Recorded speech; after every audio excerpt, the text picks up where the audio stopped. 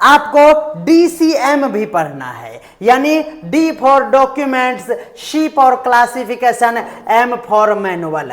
ध्यान में रखना है DCM जो है ना, यह कोई आधिकारिक रूप से क्लासिफिकेशन का सिस्टम नहीं है, बस एक सिस्टम, किसके लिए, तो सीमित दायरे में इसका यूज किया जाता है। इसीलिए यह जरूरी है, आपको ध्यान में रखना है कि आप चूंकि BPSC से आप क्लास मतलब आपका एग्जाम होना है BPSC के थ्रू, तो आपको ध्यान में रखना है कि कुछ भी पूछा जा सकता है, इसीलिए आपको हर चीज पढ़ना होगा।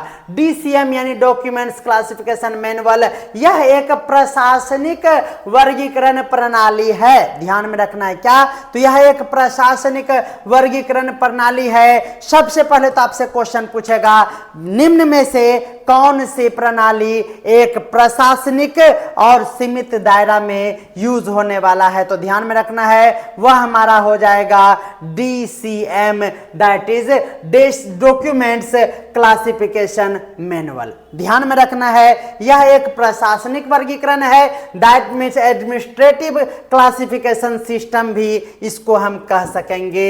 ACS, बिल्कुल आपको ध्यान में रखना है, एडमिनिस्ट्रेटिव क्लासिफिकेशन सिस्टम भी इसको कह सकते हैं, जिसमें किसी भी दस्तावेज यानी डॉक्यूमेंट्स को, किसी भी फाइल्स को या फिर सरकारी रिकॉर्ड को, ध्यान में रखना है सिर्फ और सिर्फ यह प्रशासनिक सेवा के लिए है। इसीलिए प्रशासनिक सेवा में जब दस्तावेज को या उसके फाइल्स को या फिर कोई भी गवर्नमेंट रिकॉर्ड को अगर अरेंज करना होता है, व्यवस्थित करना होता है, तो हमारे प्रशासनिक विभाग के द्वारा इसका उपयोग किया जाता है। यह एक क्लासिफिकेशन का सिस्टम नहीं बल्कि एक तरीका कह सकते हैं कि हमारा मन हो गया कि हम अपने अनुसार इस प्रशासनिक ऑफिस को, उसके लाइब्रेरी को अरेंज करेंगे, सभी डाटा फाइल को हम सजाएंगे, तो बस हमने इसका नाम दे दिया DCM। बिल्कुल ध्यान में रखना है, डॉक्यूमेंट्स क्लासिफिकेशन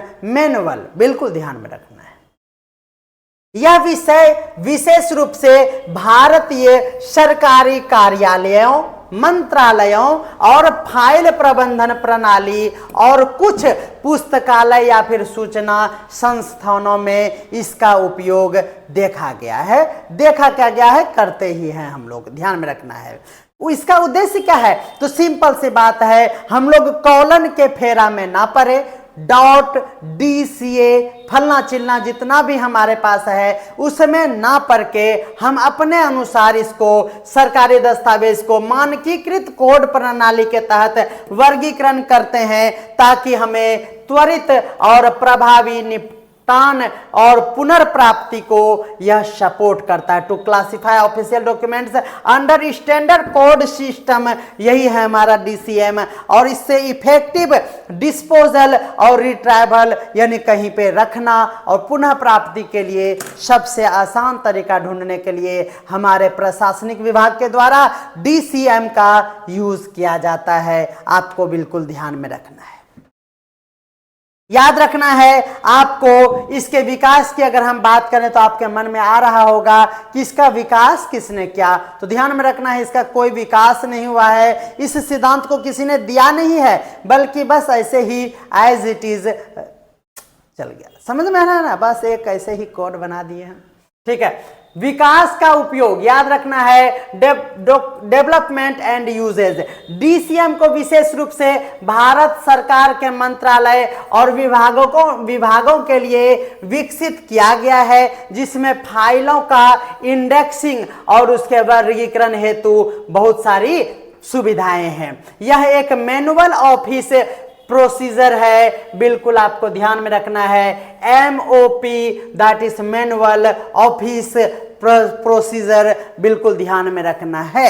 और DCM में कोडिंग की संरचना किस तरह से होती है, तो ध्यान में रखना है, नोट कर लीजिएगा। यह एक न्यूमेरिक होता है, यानी इसमें नंबर्स भी होंगे। दूसरा अल्फा न्यूमेरिक भी होंगे, यानी अल्फाबेट के साथ नंबर भी होंगे।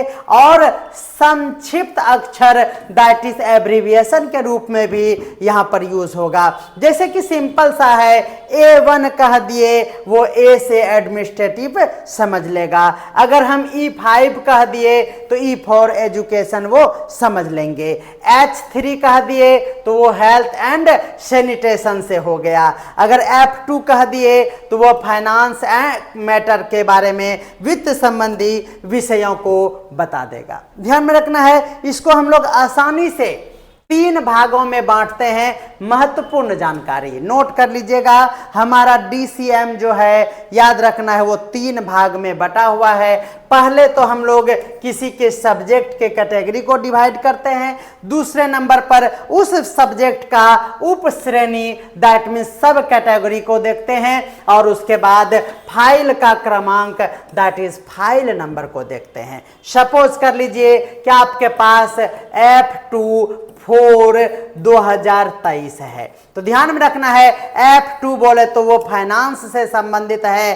4 क्या है, इसमें एक टर्म है टैक्स पॉलिसी से संबंधित हमारा वो फाइल है, और 2023 मतलब वो 2023 के वर्किंग फाइल से संबंधित है। बिल्कुल ध्यान में रखना है। अगर हम इसके उद्देश्य की बात करें तो आपको अब आसानी से समझ में आ जाएगा, जैसे कि कार्यालय में फाइल और दस्तावेज को शीघ्र पुनः प्राप्ति क्विक रिट्राइवल के लिए यूज कर सकते हैं। मानकीकृत वर्गीकरण की एक स्टैंडर्ड क्लासिफिकेशन हमारे प्रशासनिक विभाग के लिए हो सकता है। फाइल मूवमेंट पर प्रभावी कंट्रोल होगा, effective control over file management हो जाएगा। उसके साथ ही ध्यान में रखना है समय प्रबंधन, यानी आपका समय का बचत होगा, और प्रशासनिक दक्षता को भी यह क्या करेगा, सपोर्ट करेगा। इसके साथ ही आपको DCM यानी कोई भी पुस्तकालय, देखिए यहां हम स्पष्ट कर दिए हैं, देखिए ये हमारा एक प्रमाणिक नोट्स है, ध्यान में रखना है। DCM कोई पुस्तकालय वर्गीकरण प्रणाली नहीं है, देखिए यह पुस्तकालय का वर्गीकरण प्रणाली नहीं है, बस यह सरकारी और प्रशासनिक फाइलों के प्रबंधन हेतु बनाई गई, ध्यान में रखना है, प्रशासन के द्वारा खुद ही वो बना लिया गया है, सरकार के द्वारा खुद ही वो बना लिया गया। जैसे हमको ये फाइल करना है, हम #1 दे दिए तो क्या कर लीजिएगा आप, बोलेगा ये कौन सिस्टम है, तो कोई सिस्टम नहीं, ये हमारा बाबू का सिस्टम है, ध्यान में रखना है। और यह फाइलों के भीतर शीघ्र वर्गीकरण, ट्रैकिंग और संग्रहण में सपोर्ट करता है। तो बिल्कुल आपको आसानी से DCM भी समझ में आ गया। बोलिए दूसरा टॉपिक हमारा खत्म होता है।